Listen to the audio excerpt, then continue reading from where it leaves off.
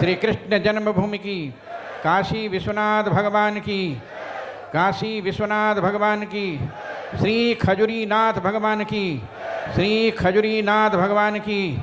जय श्री राम। ओम नमः परमहंसास्वादित चरणकमल चिन्मकरंदाय भक्तजनमानस निवासाय श्रीरामचंद्राय।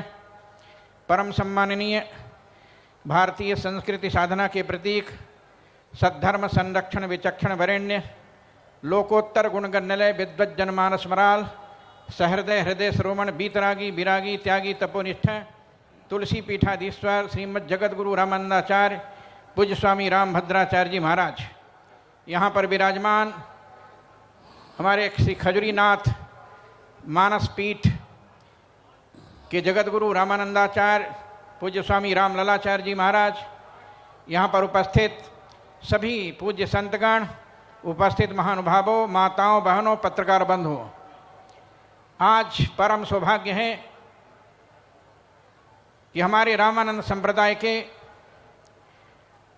न केवल रामानंद संप्रदाय के बल्कि हमारे पूरे देश के, बल्कि पूरे देश के नहीं, पूरे विश्व के एकमात्र अद्भुत विद्वान वक्ता संसार में कोई है कि उनका नाम जगतगुरु रामभद्राचार्य जी महाराज है।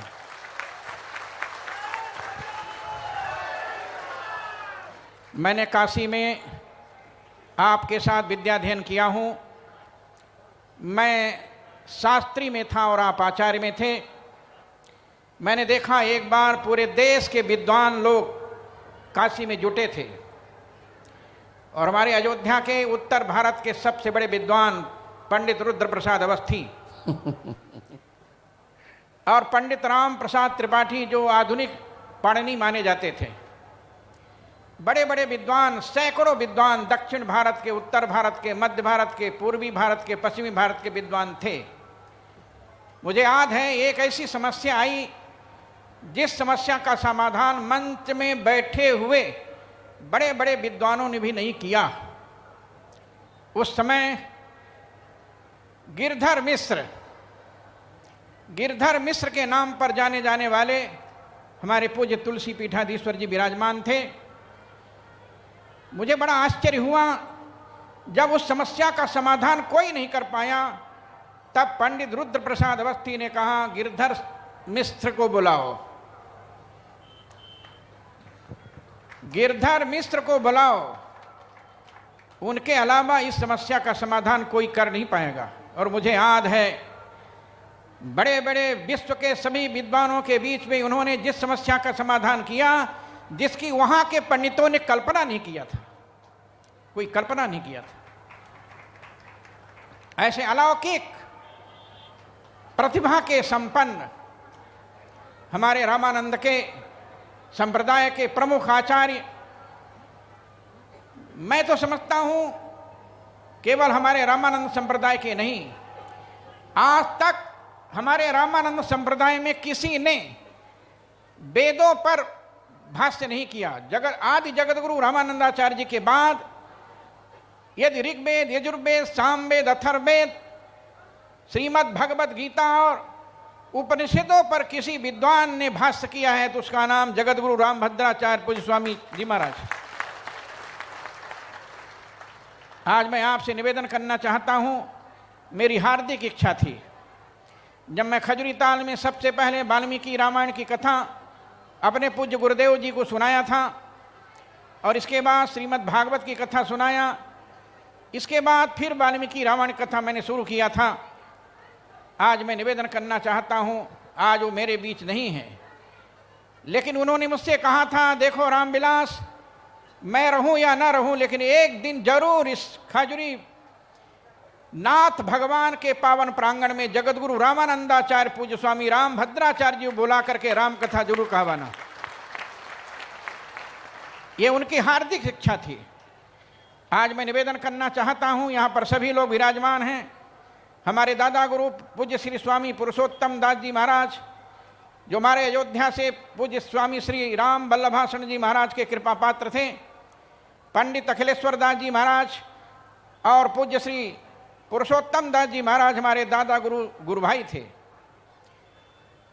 और उन्होंने अयोध्या से आकर खजुरीनाथ भगवान के इस खजुरी ताल में श्री हनुमान जी महाराज को प्रकट किया और हनुमान जी महाराज यहां प्रकट होकर उन्हें आशीर्वाद दिया था और आज वह आशीर्वाद हमारे राम ललाचार्य जी महाराज को उनके द्वारा प्राप्त हो रहा है।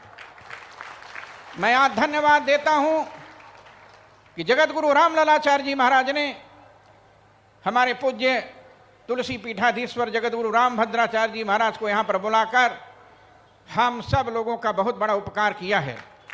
और मैं इस बात को जानता हूं कि जहां शास्त्रार्थ होता है किसी विषय का, एक बार इस देश में रामचरितमानस पर बहुत बड़ा विवाद चला। जगत गुरु तुलसी पीठाधीश्वर जी ने रामचरितमानस की शुद्धता पर एक प्रश्न किया था और परिणाम यह हुआ, इन्होंने जो रामचरितमानस गोस्वामी तुलसीदास जी की मूल प्रति थी उसको दुनिया के सामने जागृत किया। एक संत थे, उन्होंने मुकदमा कर दिया, लेकिन मैं आपको बताना चाहता हूं मुकदमा में जगत गुरु रामभद्राचार्य जी की रामचरितमानस की विजय हुई और न्यायाधीश ने कहा कि जगत गुरु रामभद्राचार्य जी महाराज ने जिस रामचरितमानस को प्रस्तुत किया है वही रामचरितमानस असली है और सही है। यह कोर्ट ने निर्णय दिया। आज मैं निवेदन करना चाहता हूं, जब राम जन्मभूमि मंदिर का आंदोलन चल रहा था और उस समय हमारे विश्व हिंदू परिषद के अंतर्राष्ट्रीय अध्यक्ष माननीय अशोक सिंघल जी थे, उन्होंने सबसे पहले जगत गुरु रामभद्राचार्य जी महाराज को श्री राम जन्मभूमि की गवाही देने के लिए बुलाया। हमारे 2 वकील थे केवल और बाबरी मस्जिद एक्शन कमेटी के 25 वकील थे, लेकिन इन्होंने जो उत्तर प्रत्युत्तर में उनको पछाड़ा आज वो प्रमाण के रूप में है। इसके बाद आपने जो गवाही दिया उसी गवाही के आधार पर सुप्रीम कोर्ट का निर्णय आया 9 नवंबर 2019 को राम जन्मभूमि का। आज मैं बताना चाहता हूं, इसके बाद आपकी गवाही के बाद 2005 में मेरी गवाही हुई। 1 महीना मेरी गवाही चली थी जिसमें 5000 पृष्ठ की गवाही है। आज निवेदन करना चाहता हूं, जफर याब जिलानी ने कहा था कोई सिद्ध नहीं कर सकता कि राम की जन्मभूमि वहां है। हमने कहा हमारे जगत गुरु रामभद्राचार्य जी महाराज पहले ही सिद्ध कर चुके हैं और मैं भी आया हूं और मैं बताना चाहता हूं कि राम का जन्म अयोध्या में हुआ है। जजों ने पूछा वेदांती जी क्या प्रमाण है? हमने कहा किसका प्रमाण लोगे? भागवत का कि रामचरितमानस का कि पुराणों का? कहीं नहीं, ये पुराणों की रचना बाद में हम वाल्मीकि रामायण का प्रमाण लेंगे। मैं याद दिलाना चाहता हूं, मैंने वाल्मीकि रामायण का प्रमाण दिया था। अयोध्या नाम नगरी तत्रा श्री लोक विश्रुता मनुना मानवेंद्र ने यापुरी निर्मिता स्वयं आयता 10 द्वेच योजनानी महापुरी श्रीमती त्रिणी विस्तीर्णा सुविभक्त मापता। इसकी व्याख्या जगत गुरु रामानंदाचार्य पूज्य स्वामी रामभद्राचार्य ने किया। 1,81,60,065 वर्ष पहले रामलला का जन्म हुआ। बताओ तुम्हारा बाबर कब आया? तब जफर याब जिलानी ने कहा 1528 में बाबर ने राम मंदिर को तोड़ा था। आज मैं निवेदन करना चाहता हूं, हमने जज साहब से कहा कि 1528 और 1,81,60,065 वर्ष कौन ज्यादा होता है? जज ने निर्णय दिया वेदांती जी आपने वही कहा जो जगत गुरु रामभद्राचार्य पूज्य स्वामी जी ने कहा है। और आज मैं निवेदन करना चाहता हूं, सुप्रीम कोर्ट में भी जब ये बात गई तो सुप्रीम कोर्ट ने भी यही निर्णय दिया। बाबर कभी अयोध्या में नहीं आया, बाबर के नाम पर कोई मोहल्ला नहीं है, बाबर के नाम पर कोई गांव नहीं है, बाबर के नाम कोई घाट नहीं है, बाबर के नाम पर अयोध्या जिले में कोई भी गांव नहीं है। ये बात जगत गुरु रामभद्राचार्य जी ने सिद्ध किया था। यदि हो तो बताओ। और जफर याब जिलानी नहीं बता पाया कि अयोध्या में बाबर के नाम पर कुछ भी है। और आज निवेदन करना चाहता हूं, हम लोगों की गवाही के आधार पर, जगत गुरु रामभद्राचार्य जी की गवाही के आधार पर 5 अगस्त 2020 को भारत के माननीय प्रधानमंत्री नरेंद्र दामोदर दास मोदी जी ने श्री राम जन्मभूमि का भूमि पूजन शिलान्यास किया और आज वो मंदिर बन करके तैयार हो रहा है। तो मैं निवेदन करना चाहता हूं कि जब रामलला का मंदिर भव्य बन करके तैयार हो जाएगा 2024 के जनवरी में, तो 14 जनवरी के बाद जगत गुरु राम भद्राचार्य जी के कर कमलों के द्वारा भगवान राम लला की स्थापना होगी। और उसमें मैं आप सब लोगों को, मध्य प्रदेश के लोगों को सबको आमंत्रित करता हूं, विशेषकर जो कथा में यहां पर विराजमान है आज हजारों की संख्या में, उनसे निवेदन करूंगा कि आप सब लोग उस कार्यक्रम में अयोध्या जरूर आएंगे। मैं इन्हीं शब्दों के साथ खजुरी नाथ भगवान की ओर से, अपने पूज्य गुरुजनों की ओर से, आप सब जनता की ओर से पूज्य स्वामी जगत गुरु राम भद्राचार्य जी महाराज का हार्दिक स्वागत और अभिनंदन करता हूं और भगवान से प्रार्थना करता हूं कि जगत गुरु राम भद्राचार्य की शतायु नहीं, कम से कम हजारों वर्ष जिंदा रहें, जिससे हमारे देश में राम की भक्ति की पावन गंगा प्रवाहित होते रहे, जिससे आप लोग इस कथा को सुनकर अपने जीवन को भाग्यशाली बनाएं। बस इन्हीं शब्दों के साथ मैं बहुत बहुत धन्यवाद देता हूं। जय श्री राम, जय श्री राम, जय श्री राम। इदानीं बिरुदावली वाचनार्थम अस्मद्विधेयः आचार्यो हिमांशु त्रिपाठी आदिश्यते। बोलिए सद्गुरुदेव भगवान की। आइए आज की प्रथम सत्र की ओर चले, उसके पूर्व आचार्य चरणों की विरुदावली। श्रीमद् राघव विजयतेतराम अर्चनीयाचार्य चरणानाम विरुदावली। नीलाम्बुजश्यामल कोमलांगम सीता समारोपित वाम भागम पांडव महासायक चारुचापम नमामि रामम रघुवंशनाथम।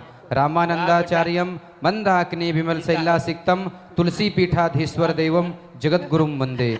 श्रीमत्सीताराम पद पद्म परागम करंद मधुव्रत श्री संप्रदाय प्रवर्तक सकल शास्त्रार्थ महारणव मंदरमति श्रीमदाद्य जगद्गुरु रामानंदाचार्य चरणारविंद चंचरीकाः समस्त वैष्णवालंकार भूताः आर्षवांग्मय निगमागम पुराणेतिहास सन्निहित गंभीर तत्वान्वेषण तत्पराः पदवाक्य प्रमाण पारावार पारीणाः शांख्य योग न्याय वैशेषिक पूर्व मीमांसा वेदांत सांडिल्य भक्ति सूत्र गीता वाल्मीकीय रामायण भागवत आदि सिद्धांत बोधपुरा सर समधिकृता शेष तुलसीदास साहित्य सौहित्य स्वाध्याय प्रवचन व्याख्यान परम प्रवीणाः सनातन धर्म संरक्षण धुरीणाः चतुराश्रम चातुर्वर्ण मर्यादा संरक्षण विचक्षणाः अनाद्य विच्छिन्न सद्गुरु परंपरा प्राप्त श्रीमत् सीताराम भक्ति भागीरथी विगाहन विमलीकृत मानसाः श्रीमद् रामचरितमानस राज मरालाः सत्तम स्वरूप राघव लालन तत्पराः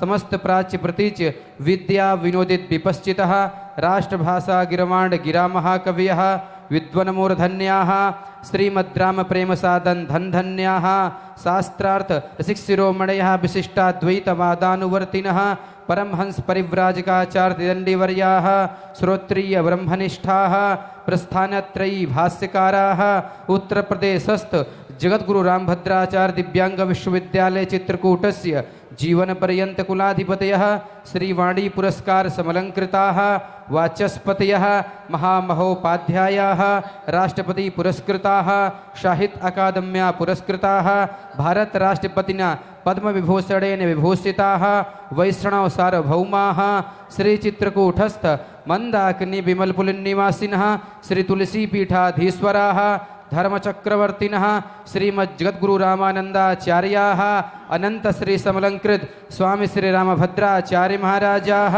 विजयन्ते तराम विजयन्ते तराम विजयन्ते तराम।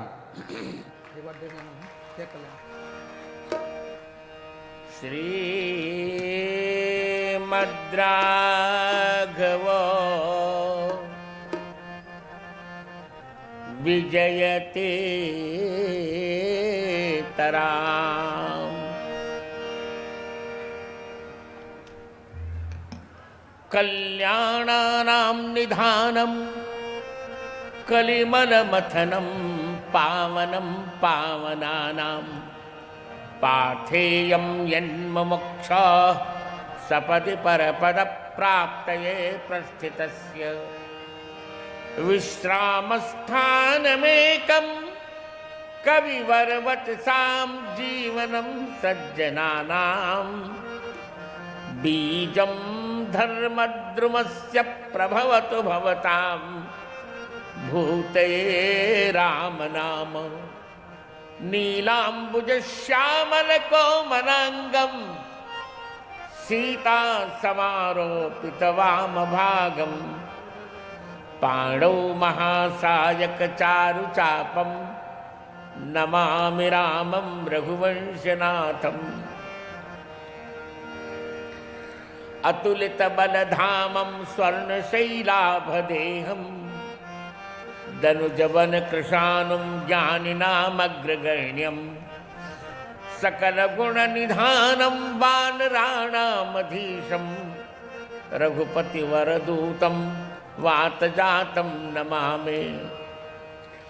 जयति कविकुमुदचन्द्रो हुलसी हृद्धर्षवर्धनस्तुलसी सुजन चकोर कदम्बो यत्कविता कौमुदीं पिबती। श्री सीतानाथ समारंभां श्रीरामानन्दार्य मध्यमाम् अस्मदाचार्य पर्यन्तां वन्दे श्री गुरु परंपराम्। मैं यहाँ के लोगों से पूछ लेता हूँ, मेरे पोस्टर में, मेरे विज्ञापन में क्या लिखा? रामचरितमानस की कथा सुनाने के लिए आपने लिखा है कि वाल्मीकि रामायण? ये बताइए पहले। राम कथा लिखा? अच्छा अच्छा। अब आप लोग बताइए कि मुझे श्री राम कथा में तो बहुत सी रामायणें आती हैं, तो किस पर चर्चा करूं मैं? वाल्मीकि पर, कि अध्यात्म पर, कि अगस्त्य रामायण पर, कि रोमस पर, कि रामचरित, जिस पर आप कहेंगे उसी पर चर्चा करूंगा। जनता एक मत से बताए।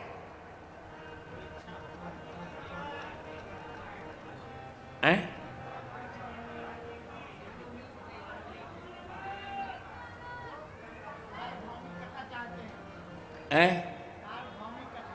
अच्छा,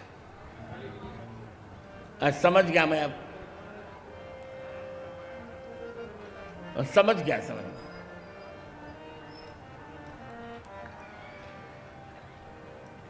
यहां के लोग श्री राम कथा चाहते हैं।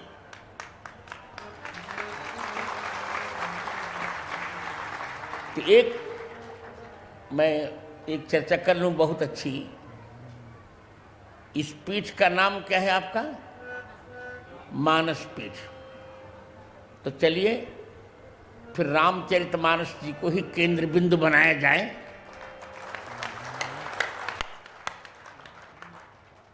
और एक ही चौपाई पर मैं 9 दिन तक चर्चा करूंगा।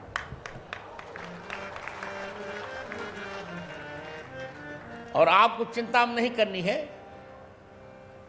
रामचरितमानस ही एक ऐसे ग्रंथ हैं, और वेदांती जी को भी बड़ा शुभ समाचार मैं सुनाने जा रहा हूं। बहुत सुंदर समाचार। थोड़े ही दिनों में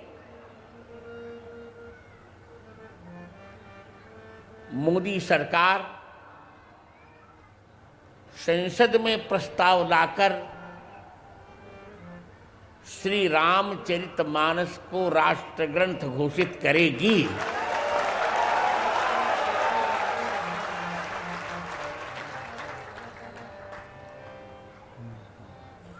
चर्चा चल रही है, क्योंकि इसमें 2-3 कारण हैं। उनकी चर्चा मैं अभी करूंगा। पहले कीर्तन कर लूं, फिर करता हूं। ये तो वेदांती जी को समाचार सुना दिया, और एक समाचार और सुना लूं। अगली वर्ष 14 जनवरी को मेरा अमृत महोत्सव होगा। अर्थात मेरा 75वां वर्ष प्रारंभ होगा। तो हम लोगों ने सोच लिया है कि उसी दिन रामलला जी मंदिर में पधारेंगे। इसे हम 12 जनवरी से 20 जनवरी पर्यंत श्री अयोध्या में ही अमृत महोत्सव मनाएंगे और उसका आयोजक तो राघव परिवार होगा, संयोजन हम वेदांती जी को ही देंगे, इतना कर चुके हैं। तो चलिए पहले भगवान नाम चर्चा कर, फिर इतनी सुंदर कथा सुनाऊंगा मैं, देख लेना।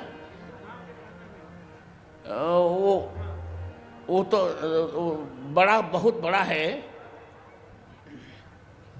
1008 कुंडित हनुमान महायज्ञ होगा, हाँ वही तय किया है। तो अब श्री खजूरीनाथ जी के महंत, पूर्व महंत, मेरे बहुत प्रिय साकेतवासी श्री रामभूषण दास जी का मेरा बड़ा अंतरंग संबंध रहा है। जब वेदांती जी के मंदिर की प्राण प्रतिष्ठा हुई तो उस समय मैं था श्री अयोध्या में।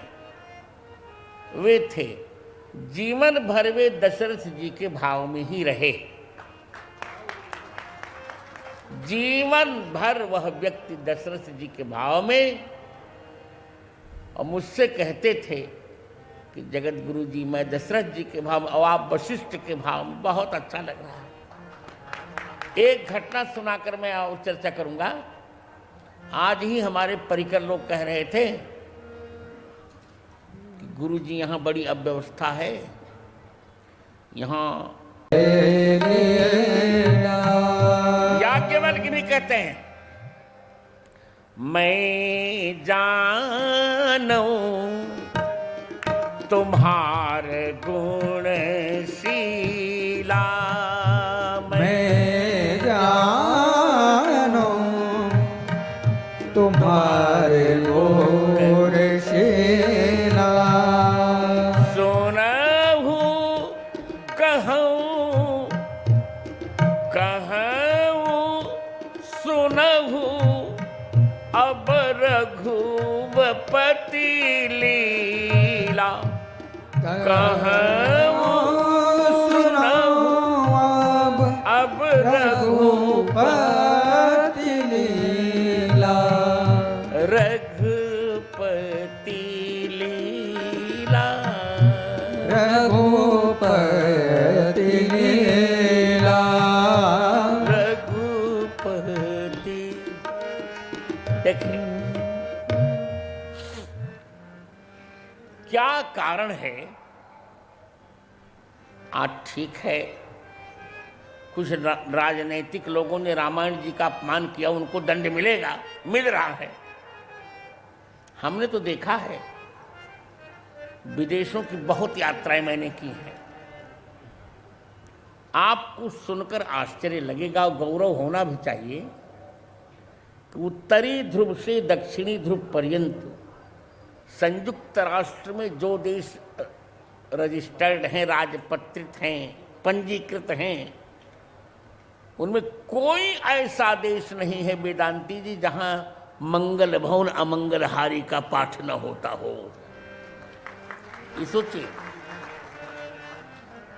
और यहां की बात छोड़ें, विदेशों में जो लगभग 25 करोड़ हिंदू रहते हैं, उन सभी हिंदुओं का आस्था केंद्र केवल में केवल रामचरितमानस ही है। गयाना देखिए, सूरीनाम देखिए, स्विट्जरलैंड देखिए, थाईलैंड देखिए, हाईलैंड देखिए, ऑस्ट्रेलिया देखिए, मॉरिशस देखिए, जहाँ जहाँ भरतवंशी रहते, फिजी देखिए, सर्वत्र। फिजी में तो आज भी, अभी हम आए फिजी से, मेरा विद्यार्थी दीनानाथ दास हमेशा, आज भी प्रत्येक घर में प्रत्येक हिंदू रामचरितमानस जी का 5 दोहे का पाठ करता ही करता है। क्या सुंदर। कैसी रचना रही होगी, क्या प्रतिभा ईश्वर ने दी गोस्वामी जी को। नाभाजी ने स्वयं कहा, कलिकुटिल जीव निस्तारित वाल्मीकि तुलसी भय। वाल्मीकि रामायण में कारुण्य की अधिकता से जो प्रसंग नहीं कहे गए, उन्हीं को कहने के लिए वाल्मीकि जी ने फिर गोस्वामी तुलसीदास जी के रूप में अवतार लिया। भरत चरित्र उतना अच्छा नहीं कह पाए, कहा उन्होंने जैसा कहना चाहिए। तो भरत चरित्र कहने के लिए रामचरितमानस का, राम विवाह उतना आनंद से नहीं कह पाए, तो यहाँ 161 दोहों में राम विवाह की चर्चा की गोस्वामी ने। और रामलीला में तो आप जान ही रहे हैं, रामचरितमानस के बिना रामलीला दिखाई ही नहीं जा सकती। तो आइए चर्चा करें। देखिए, हमारे शरीर के पितामह, जिनके चरणों में बैठकर मैंने रामचरितमानस जी को कंठस्थ किया था, 7 वर्ष की अवस्था में कंठस्थ किया था। 8 वर्ष मेरे पूरे हो रहे थे। 14 जनवरी 1957 को उस समय एक आसन पर बैठकर 9 घंटे में मैंने रामचरितमानस जी का पाठ किया था। तो उसमें एक वो छंद पढ़ा करते थे, वो मैं छंद आपको सुना रहा हूं। कहते थे, सूर अनेक फिरे कणमागत, पे वह सूर सा स्वाद कहाँ। बहु झांझ मजीरे बजाती फिरे, पर मतवाली पे मीरासी याद कहाँ। नरसिंह बसे सबके घट में, उन्हें काढ़ीवे को प्रहलाद कहाँ। रघुनाथ कथा बहुतों ने लिखी, पे तुलसी जैसी मर्याद कहाँ। ऐसी मर्यादा तो कहीं देखी नहीं जाती। जितनी व्यवस्थित रघुनाथ कथा गोस्वामी तुलसीदास जी ने कही, वाल्मीकि रामायण के प्रसंगों को भी जब लगाना पड़ता है तो तुलसीदास जी गोस्वामी जी का अवलंब लेना पड़ता है। मुझे यह कहने में कोई संदेह नहीं हो रहा है कि संपूर्ण भारतीय, वैदिक भारतीय संस्कृति का एक साथ यदि उद्गान देखना हो तो केवल रामचरितमानस देख लीजिए। एक साथ ऋग्वेद से लेके अब तक के का जितना साहित्य है, सबका उद्गान आपको केवल रामचरितमानस जी में मिल जाएगा, कहीं जाने की आवश्यकता नहीं। तो देखिए,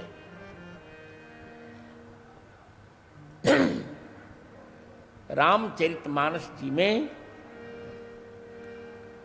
गोस्वामी तुलसीदास जी ने भगवान राम की 5 लीलाओं का वर्णन किया है। यहीं से मैं अपनी वक्तव्य का प्रारंभ करूंगा। 5 लीलाओं का वर्णन किया है। उन 5 लीलाओं का नाम सुनिए।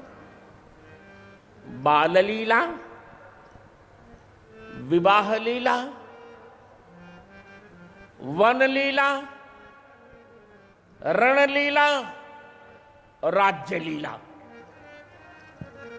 ये 5 लीलाएं हैं राम जी की। बाल लीला, विवाह लीला, वन लीला, रण लीला और राज्य लीला। इनको एक साथ एक श्लोक में यदि संकलित किया जाए तो मैं वह श्लोक पढ़ूं। अयोध्या कांड का तृतीय मंगलाचरण। नीलाम्बुजश्यामल कोमलांगम सीता समारोपित वामभागम पांडव महासायक चारुचापम नमामि रामम रघुवंशनाथम।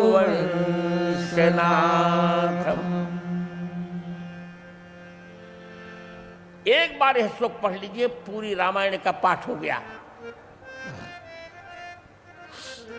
क्योंकि आदौ राम तपो वनाधिगमनम जो राम लिखा गया है वह किसी अवैयाकरण ने लिखा है, अशुद्ध है वो श्लोक। और दुर्भाग्य है कि राम जन्म की चर्चा ही नहीं, विवाह की चर्चा पहले राम जी को वन में भेज दिया। आदौ राम तपो वनाधिगमनम हत्वा मृगम कांचनम वैदेही हरणम। जटायु मरणम गलत है, जटायु मरणम होना चाहिए, छंद टूटेगा। सुग्रीव संभाषणम, बाली निग्रहणम बहुत गलत है। समुद्र तरणम, लंकापुरी दहनम। सबसे खतरनाक ये है कि पश्चात रावण कुंभकर्ण हरणम।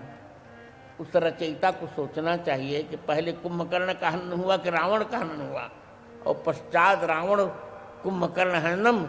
एतद ही रामायणम। अभी राज्य मिला नहीं तब तक रामायण पूरी हो गई। लो ये श्लोक अशुद्ध है। पूरी रामायण एक ही श्लोक में आती। नीलांबुज श्यामल कोमलांगम। नीले कमल के समान भगवान के अंग श्यामल और कोमल हैं।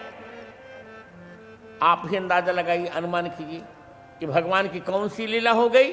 बाल लीला। बालक के अंग कोमल होते हैं। और चलिए विवाह लीला। सीता समारोपित वाम भागम। सीता जी वाम भाग में समारोपित हो रही हैं। ये कौन सी लीला हो गई? विवाह लीला। पांडव महासायक चारुचापम। हाथ में महान बाण और सुंदर धनुष, ये वन लीला।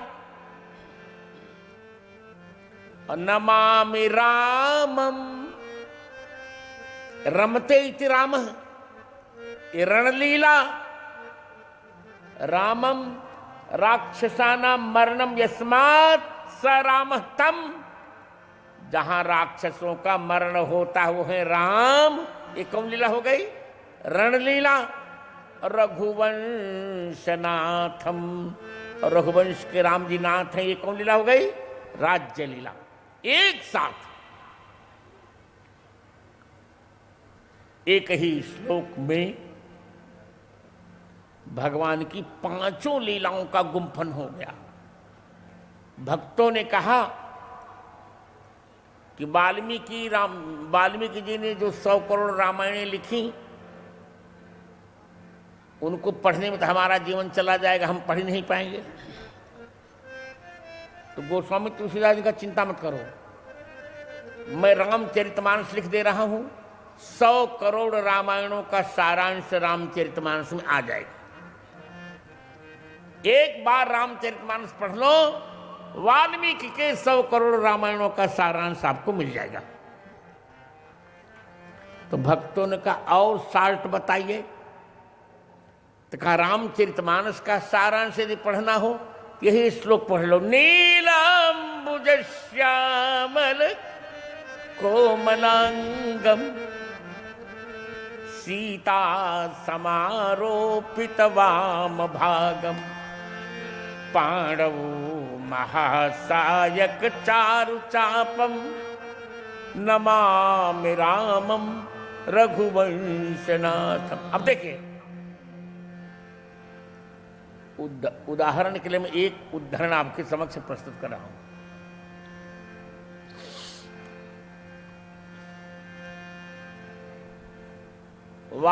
वाल्मीकि जी के शब्दों को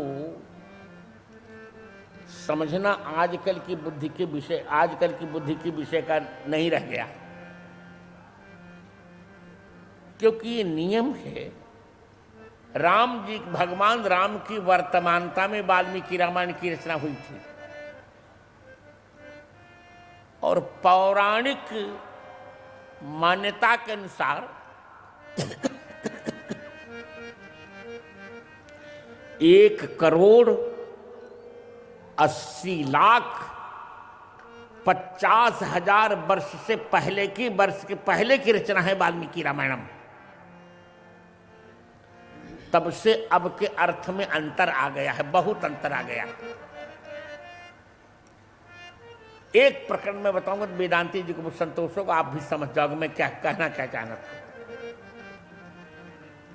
सुंदर कांड में वाल्मीकि जी हनुमान जी के समक्ष सीता जी से एक बात कहलवा रहे हैं। मुद्रिका देने के चूड़ामणि देने के पश्चात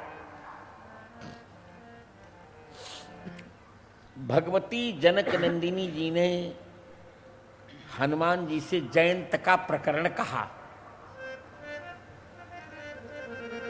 वहां एक शब्द है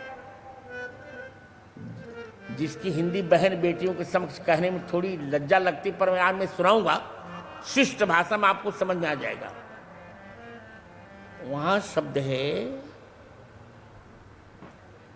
कि जयंत ने आकर भगवती सीता जी के स्तन में चोंच का प्रहार किया। ये शब्द है वहां का। वायस सहसागत्य विददारस्तनांतरम। और राम जी भी कहते केनेदम नागनाशोरु बिच्छतम ते स्तनांतरम। सामान्य टीकाकार यही कहेगा कि वाल्मीकि कहना चाहते हैं कि जयंत ने सीता जी के छाती में चोंच मारा। स्तन माने छाती। पर गोस्वामी तुलसीदास जी ने लिखा, वहां राघवेश दास समझ जाएंगे, वहां लिखा, क्या लिखा?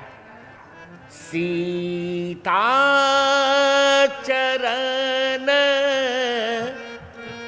चोंच हति भागा। सीता चरण चोंच हति भागा। सीता चरण, बहुत अच्छे, चोंच हति भागा। सीता चरण चोंच हति भागा। मूढ़ मंदमति कारण कागा। मूढ़ मंदमति कारण कागा।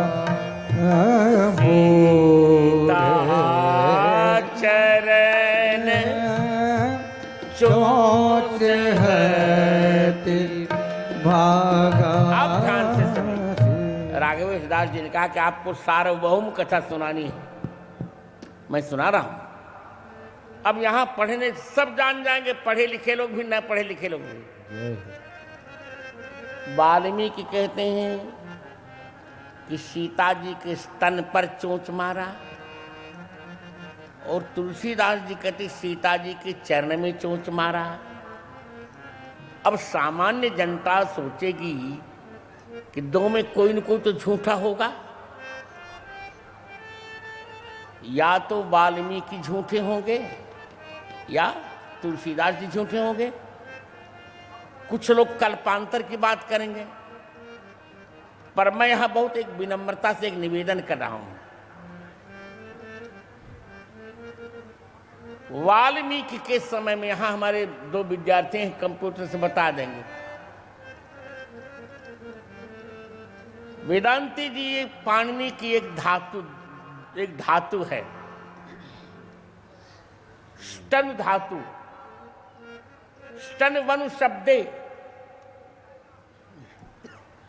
जैसे मेघ स्तनति, मेघ शब्द करता है, और हमारे विश्वंभर और ये दिखा रहे हैं आपको धातु का नंबर भी, ष्टन वनु शब्द। ष्टन धातु का अर्थ है शब्द करना, और वाल्मीकि कहते हैं विदार स्तनांतरम, यहां स्तन का नहीं, यदि देखिए, यदि यहां स्तन का छाती अर्थ किया गया होता तो और भी पर्यायवाची कहा जा सकता था, कुछ अद्वयम कह देती और कुछ कह देती। ऐसा न कहकर स्तन शब्द का अर्थ हुआ, उस समय स्तन का अर्थ होता शब्द करना, तो यहां स्तन शब्द का अर्थ है पायल से, पायल की घुंघरू से शब्दायमान सीता जी का चरण, यही इसका अर्थ है। सीता जी की उस चरण पर जयंत ने चोट मारी, क्योंकि बहनें भी जानते हैं, हम आप भी जानते हैं, भारतीय महिला असभ्य नहीं होती, वो अपने हृदय पर वस्त्र रखती ही है, उसका हृदय कभी खुला नहीं होता। सीता जी हमारी चित्रकूट में हैं, तो क्या वो इतनी असभ्य है कि उनकी छाती खुली है जिस पर जयंत चोट मारेगा? ये न तो तर्क संगत है और न सभ्यता संगत। यहां स्तन शब्द का अर्थ है चरण। अब फिर वेदांती जी का प्रश्न हो सकता है कि स्तन का चरण अर्थ किस आधार पर किया जाए। मित्र, आपने न्याय सिद्धांत मुक्तावली पढ़ी है, तो न्याय सिद्धांत मुक्तावली के शब्द खंड का एक श्लोक है, मैं पढ़ रहा हूं। शक्तिग्रहो व्याकरणोपमान कोशाप्तवाक्याद् व्यवहारतश्च वाक्यस्य शेषाद् विवृतेर्वदन्ति सान्निध्यतः सिद्धपदस्य वृद्धाः। कठिन नहीं रहेगा, चिंता मत करिए। जो सिद्ध पद हैं, शब्द हैं, उनका 8 आधारों पर अर्थ समझना चाहिए। व्याकरण के आधार पर, उपमान के आधार पर, कोश के आधार पर, आप्तवाक्य के आधार पर, राघवेश, व्यवहार के आधार पर, वाक्य शेष के आधार पर, विवृति माने व्याख्या के आधार पर, और सानिध्य शब्द के सानिध्य के आधार पर। वो धातु ढूंढो, स्तन धातु ढूंढो, भुआदि में है 532 में क्या शब्द है बोलो? स्टनु शब्द वेदांत जी को दिखा दो, जग दिखाओ।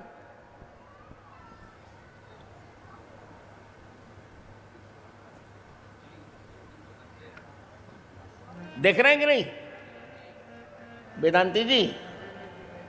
अब तो आप ताली बजाएंगे ही भाई साहब। मैं ये कहने जा रहा हूं, स्तनु शब्दे, उदाहरण क्या दिया मैंने? मेघ स्तनति, माने बादल शब्द करता है। अतः स्तनति, जो पायल के धारण करने से घुंघरू के द्वारा झंकृत हो रहा है, ऐसे चरण में राघवेश जी, ऐसे चरण में जयंत ने चोंच मारी। सीत, अब यहां के लोग, तुम लोग समझ गए ना भाई, स्तन का अर्थ क्या मैंने बताया? ऐसा चरण जो घुघरू वाले पायल से युक्त है, ऐसे चरण में चोंच मारा। पायल भी दो प्रकार की होती है, एक तो घुघरू वाली होती है, एक बिना घुघरू की होती है। तो लड़कियों को बिना विवाह की जो है, उनको बिना घुघरू वाली पायल पहननी चाहिए, और सौभाग्यवतियों को घुघरू वाली पायल धारण करनी चाहिए। तो सीता जी घुघरू वाली पायल धारण किए थे, उन्हीं घुघरू वाली पायल से युक्त चरण में जयंत ने चोंच मारी। अब फिर वेदांती जी का प्रश्न होगा कि क्या गोस्वामी जी ने सीता जी के ऐसी चरण का वर्णन किया है जहां घुघरू हो रहा है? हाँ, किया है। मैं वो भी बता रहा हूं, बहुत तुरंत बता रहा हूं आपको वो भी।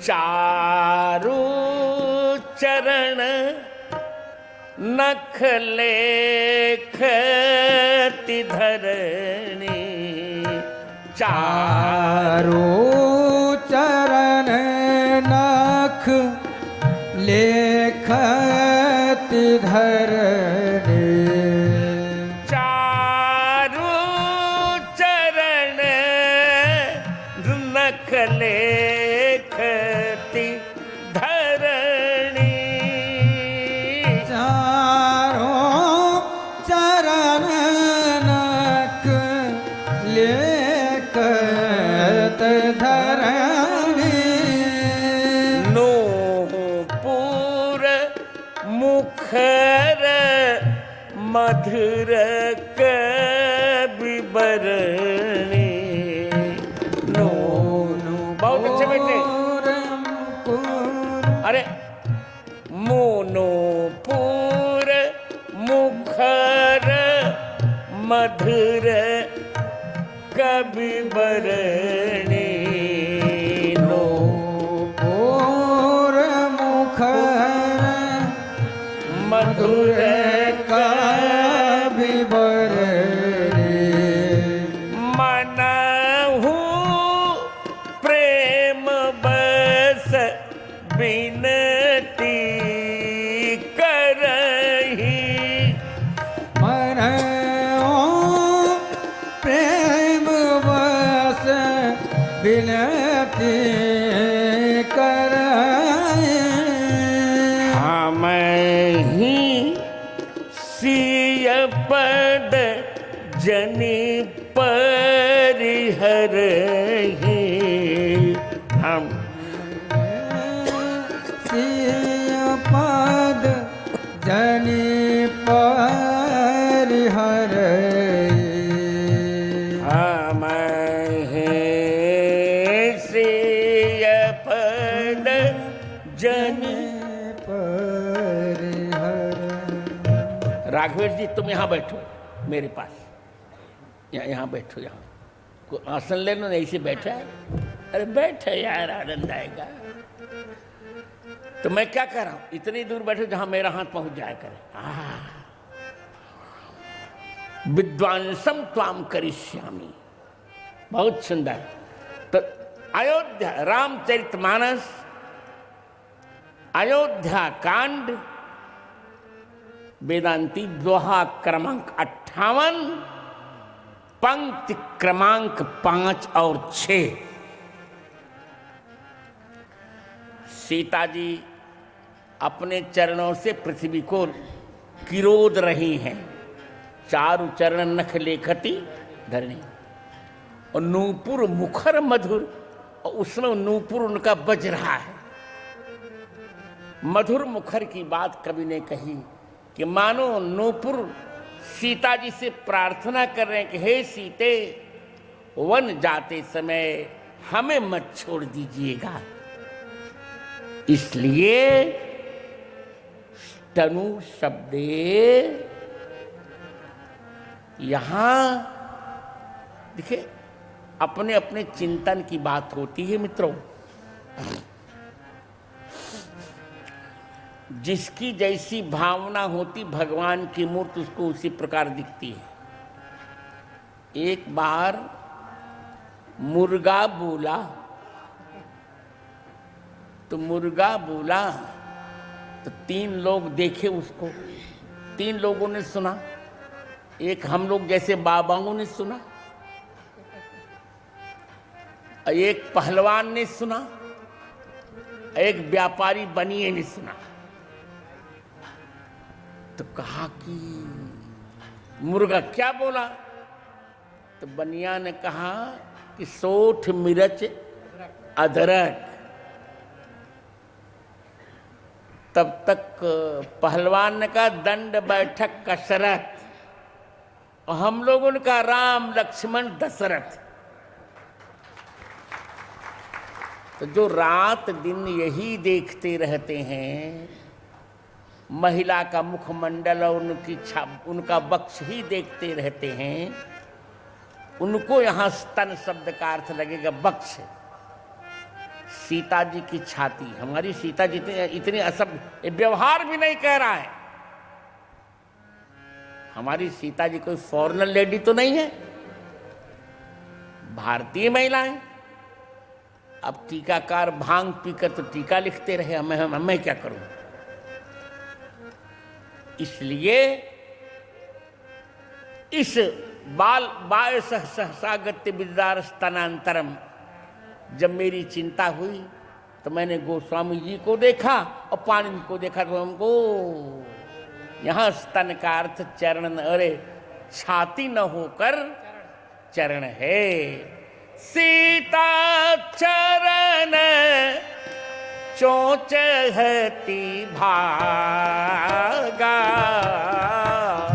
सीता चरण चोच हति भागा। मूढ़ मंदमति कारण कागा, मूढ़े मंदे मत कारण कागा। एतावता रामचरितमानस एक ऐसे ग्रंथ हैं जहां ऋषियों की पंक्ति नहीं लगती, उनको मानसकार बहुत सरलता से सुलझाते हैं, बहुत सरलता से। अब आप लोगों को निश्चय हो गया होगा कि सीता चरण चौचहत भागा में न तो वाल्मीकि झूठे हैं और न तुलसीदास जी झूठे हैं। झूठी है हमारी दुष्ट बुद्धि, जो रात दिन केवल यही देखती रहती है। भारतीय संस्कृति महिला का मुखमंडल नहीं देखती, महिला का वक्ष नहीं देखती। ये देखने का मन करता है तो भारतीय संस्कृति का पुजारी महिला के चरण को देखता है। मैं वाल्मीकि रामायण का एक उदाहरण सुना रहा हूं। भगवान राम सुग्रीव जी के समक्ष उपस्थित हैं। सुग्रीव जी ने कहा, भगवान हम लोग ऋषिमुख पर्वत पर बैठकर विचार कर रहे थे, एक महिला का राक्षस हरण कर रहा था। उसने अपने कपड़े में बांधकर कुछ वस्तु मेरे यहां फेंक दी थी। राम राम हा राम पुकारी, हम ही देख दीन्ही पटडारी। भगवान राम ने मंगवाया, उसी समय वह वस्त्र खोला गया। वहां 3 वस्तुएं थीं, सीता जी के चरण का नूपुर था, कुंडल था और केयूर था। अब कौन पहचाने? राम जी पहचानेंगे तो कहीं पक्षपात हो रहा है, और किसी ने देखा नहीं है। तो लक्ष्मण जी से कहा गया कि तुम तो देखे हो, तुम बताओ ना। उस समय लक्ष्मण जी का वाक्य सुनिए। लक्ष्मण जी कहते, नैव नाहं जानामि केयूरे, और कहीं पाठ है नैव जानामि केयूरे, नैव जानामि कुंडले। मैं केयूर नहीं पहचान पाऊंगा, कुंडल नहीं पहचान पाऊंगा। क्या पहचानोगे? बोले नूपुरे त्वभिजानामि नित्यम पादाभिवंदनात्। मैं भगवती जी के चरणों का निरंतर वंदन करता हूं। तो वो भी नूपुरे, अभी पश्चिम नहीं कह रहे हैं, नूपुर का स्पर्श होता है सीता जी की मेरे लिए, अतः नूपुर को छूकर मैं जान लूंगा कि माता जी का नूपुर है। तो भारतीय संस्कृत का पुजारी पर नारी के केवल चरण को देखता है। इसलिए सीता और सीता जी जैसी सभ्य महिला, स्त्री शब्द है, स्त्रीणोति स्त्री, जो अपने अंगों को ढक कर रखती है उसे स्त्री कहते हैं। हमारे यहां खुले अंगों की प्रचलन नहीं है। हमारे यहां महिला को अर्धनग्न रहने की अनुज्ञा नहीं है भारत में। विदेश में होगी वहां महिला है ही नहीं, वहां तो लेडी है। लेडी थी लेडी आस्वाद नहीं, जो विषयों का स्वाद लेती है। और महिला महीयते महिला, जिसकी भगवान राम भी पूजा करते हैं, उसे महिला कहते हैं। इतावता सीता चरण चोचहति भागा, सीता चरण चोचहति भागा, मूढ़ मंदमति कारण कागा, मूढ़े मंद मति कारण कागा। गोस्वामी जी को खेद हुआ,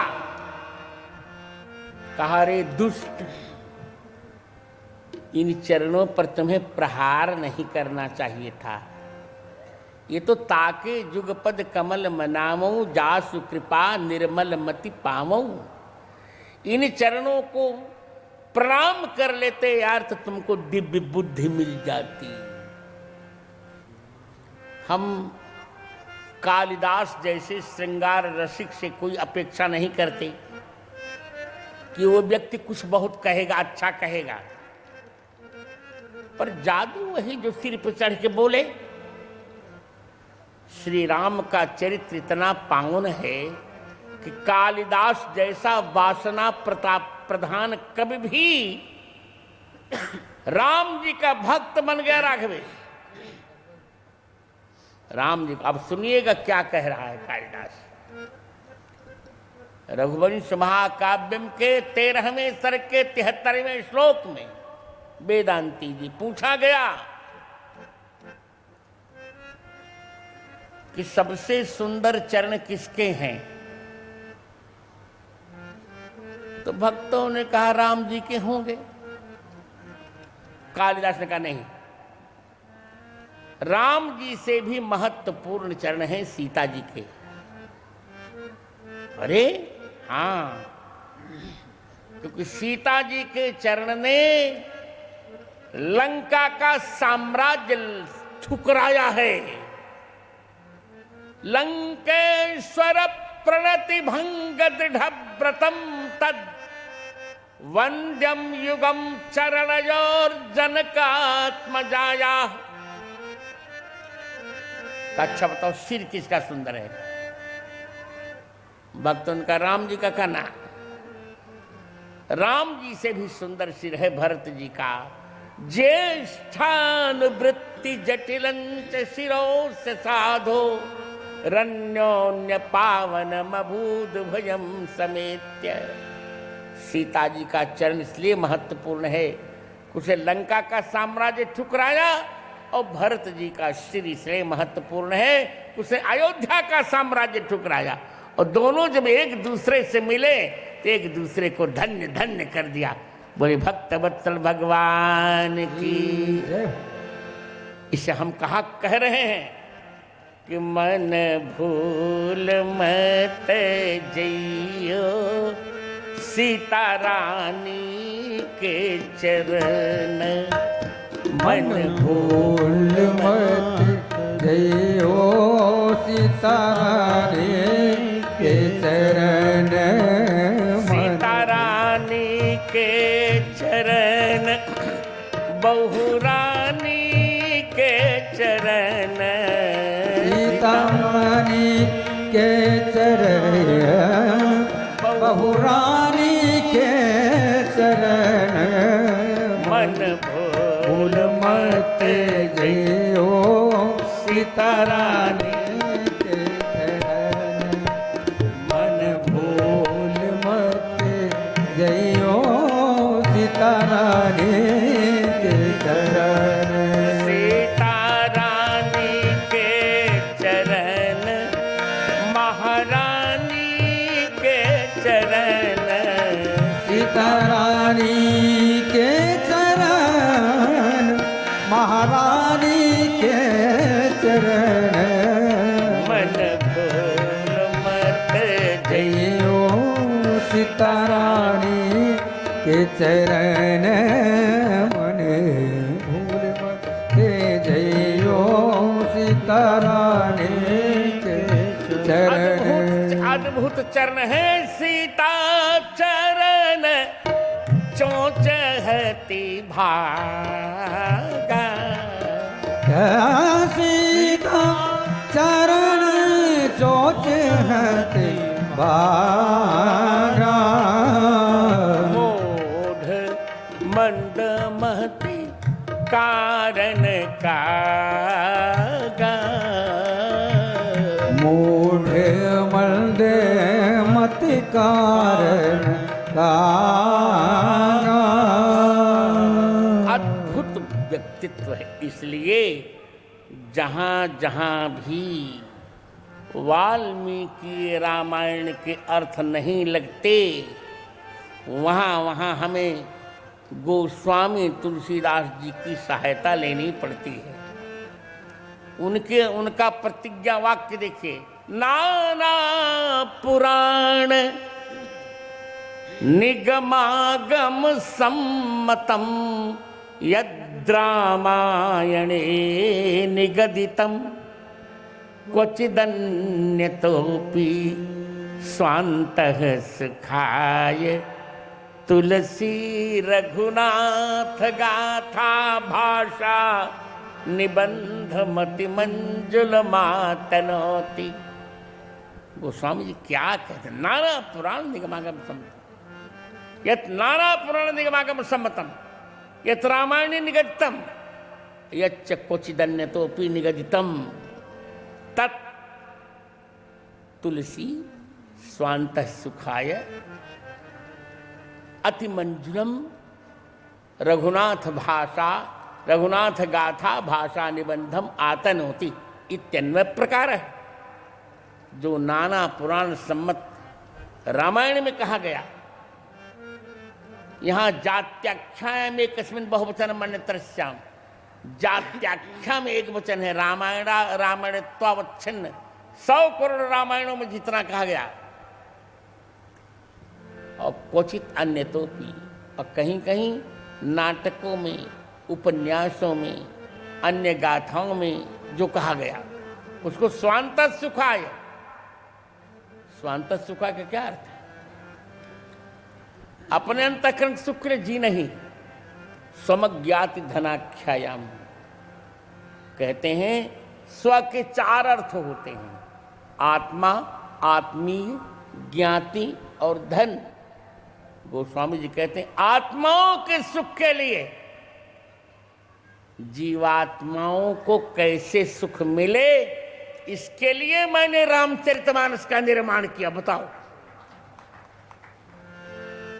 आत्माओं के सुख के लिए स्वेशाम अंतः सुखाय आत्मानो बहवः।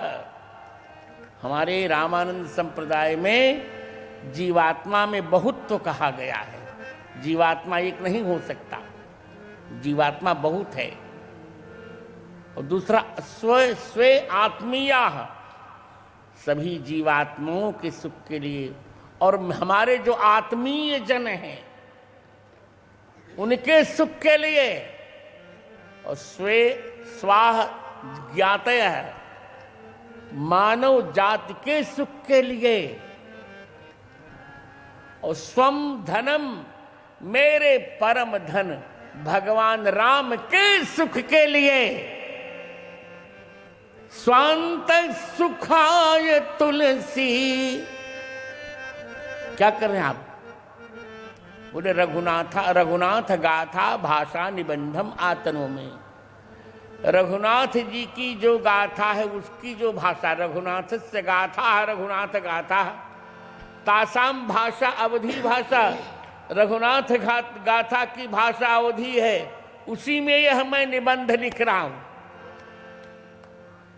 किसी ने कहा कि सबसे सुंदर कौन सी भाषा? मैंने कहा संस्कृत के पश्चात सबसे सुंदर अवधी भाषा है। का भोजपुरी का नहीं, बहुत अश्लीलता है भोजपुरी में। अवधी में कहीं गारी नहीं लिखी, किसी को गारी नहीं दी जाती। हम लोग अवध में हैं, अवध में हमारा जन्म हुआ है। बेटी को जब डांटते हैं तेरी बेटी की आंख में, यही हमारी गारी है। हमारे यहाँ कभी भी बहन बेटी की गारी की भाषा अवधि नहीं रही। इतनी प्रांजल भाषा है हमारी अवधि। श्याम सुरभिपय विशदयति, गुणद करहि सब पान। गिरा ग्राम्य श्री राम जैसे, गाँव ही सुने ही सुजान। इतावता रामचरितमानस में जो 5 अमृत गोस्वामी जी ने कहे, ये 5 अमृत हैं हमारे यहाँ। गोस्वामी जी ने 5 अमृत दिए। देखे बताओ, एक बात कहकर विराम लूंगा। कवियों ने अमृत के 5 निवास स्थान बताए। किसी ने कहा अमृत सागर में रहता है, किसी ने कहा अमृत चंद्रमा में रहता है, किसी ने कहा अमृत महिला के मुख में रहता है, किसी ने कहा अमृत स्वर्ग में रहता है, किसी ने कहा अमृत पाताल में रहता है। तो विद्वान कवि ने पूछा, तुम सब झूठ बोलते हो। यदि सागर में रहता है तो सागर खारा क्यों हो गया? यदि चंद्रमा में अमृत रहता, चंद्रमा कृष्ण पक्ष में क्षीण क्यों होता है? यदि अमृत महिला के मुख में रहता तो उसका पति मर क्यों जाता है? यदि अमृत स्वर्ग में रहता तो लोग स्वर्ग से गिरते क्यों हैं? यदि अमृत पाताल में रहता तो सर्प डरता क्यों है? ये सब झूठ बोलते हैं। अब्धौ विधौ बधुमुखे फणिनाम निवासे, स्वर्गे सुधामिति मुधा कवयो वदन्ति। क्षारात् क्षयात् पतिमृते, पतनात् भयात् च, स्वर्गे सुधा वसति वै, कंठे सुधा वसति वै भगवज्जनानाम। कहीं नहीं अमृत रहता, केवल भगवान के भक्त भक्तों के कंठ में अमृत रहता है और कहीं नहीं रहता। 5 प्रकार के भगवान के भक्त होते हैं। जगत में 4 प्रकार के भक्त हैं, राम भक्त जग 4 प्रकार, और 5वां प्रकार वो है जो प्रेमी भक्त, जिसका भगवान स्वयं भजन करते हैं। ये 5 प्रकार के भक्त होते हैं। आर्त, जिज्ञासु, अर्थार्थी, ज्ञानी और प्रेमी। और इन्हीं 5 भक्तों के अनुरोध पर ये 5 लीलाएं, बाल लीला आर्त भक्त के लिए, विवाह लीला जिज्ञासु भक्त के लिए, वन लीला अर्थार्थी भक्त के लिए, रण लीला ज्ञानी भक्त के लिए और राज्य लीला प्रेमी भक्त के लिए। यही है मानस का पंचामृत। शेष चर्चा मैं अब कल करूंगा। कल से मेरी कथा 4 बजे से ही होगी, चिंता मत करिए, और मस्ती में सुनाऊंगा। सीताराम जय सीताराम, सीताराम जय सीताराम, सीताराम जय सीताराम, सीताराम जय सीताराम, सीताराम जय सीताराम, सीताराम जय सीताराम, सीताराम जय सीताराम, सीताराम जय सीताराम, सीताराम जय सीताराम, सीताराम जय सीताराम।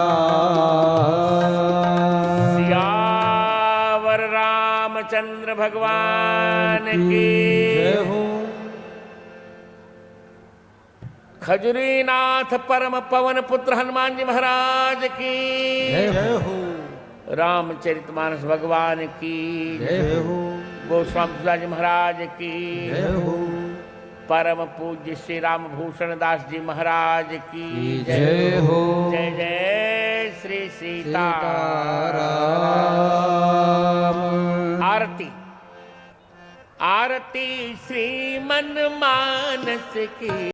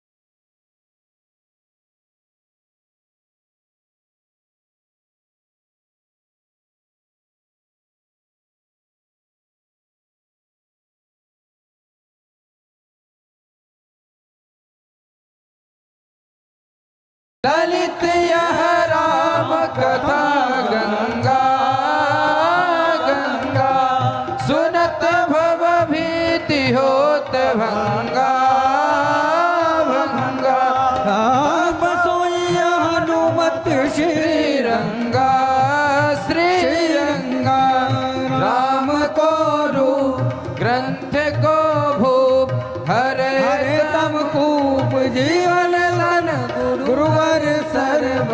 की राम सिय कीर्ति सुधारस की आरती श्री मन मानस की राम सिय कीर्ति सुधारस की राम सिय कीर्ति सुधारस की राम सिय कीर्ति सुधारस की आरार्तिक्यं समर्पयामि जलेन शीतलीकरणं विधाय पुष्पै देवाभिवन्द्य पश्चात् स्वात्माभिवन्दनम् आरार्तिग्रहणम् हस्ते पुष्पाणि गृहीत्वा मन्त्रपुष्पाञ्जलिः हरिः ओमाजज्ञेन जज्ञमयजन्त देवास्तानि धर्माणि प्रथमान्यासन्न देहनाकं महिमानः सचन्त यत्र पूर्वे साध्याः सन्ति देवाः नानासुगन्धपुष्पाढ्यो यथा कालसमुद्भवः पुष्पाञ्जलिर्मया दत्तो गृह्यतां ग्रन्थसत्त्वः मन्त्रपुष्पाञ्जलिं समर्पयामि।